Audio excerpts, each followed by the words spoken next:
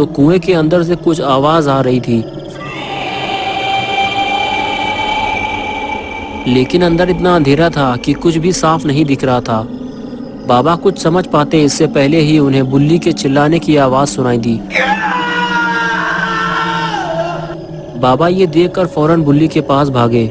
वो चुड़ैल बुल्ली को जान से मारने की कोशिश कर रही थी।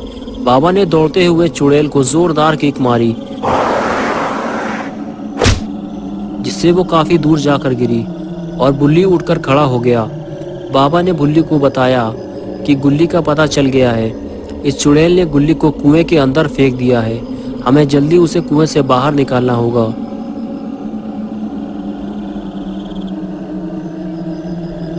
और फिर दोनों उस कुएं की तरफ चल दिए। कुएं के पास पहुंचते ही बुल्ली ने कुएं के अंदर झांक कर देखा तो उसे कुएं के अंदर गुल्ली खड़ा हुआ दिखाई दिया, जो मदद के लिए चिल्ला रहा था।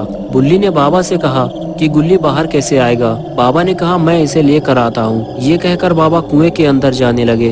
बाबा को बहुत संभल कर कुएं के अंदर जाना होगा। बुल्ली बाबा को कुएं के अंदर जाते हुए देख रहा था। तभी बुल्ली को वो चुड़ैल फिर से दिखाई दी, जो उसके सामने ही खड़ी हुई थी। और फिर वो बहुत तेजी के साथ बुल्ली के पास आने लगी।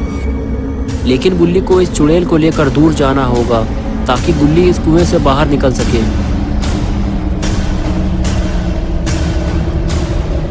और कुछ ही देर में बाबा ने गुल्ली को कुएं से बाहर निकाल दिया। लेकिन फिर से बुल्ली की आवाज ने बाबा का ध्यान अपनी तरफ खींचा। बाबा ने जब बुल्ली को देखा तो पाया कि चुड़ैल उसे खींच रही है और बुल्ली पेड़ को पकड़े हुए है। बाबा की खोपड़ी अब घूम चुकी है। चुड़ैल को लगने वाला है स्पीयर,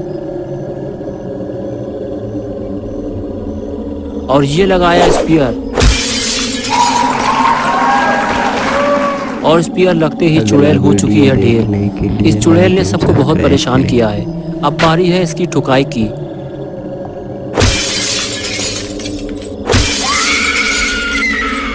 ठुकाई से परेशान होकर चुड़ैल फौरन वहां से भागती है। लेकिन अभी तो बाबा का सुपरमैन पंच बाकी है और उसे देना बहुत जरूरी है।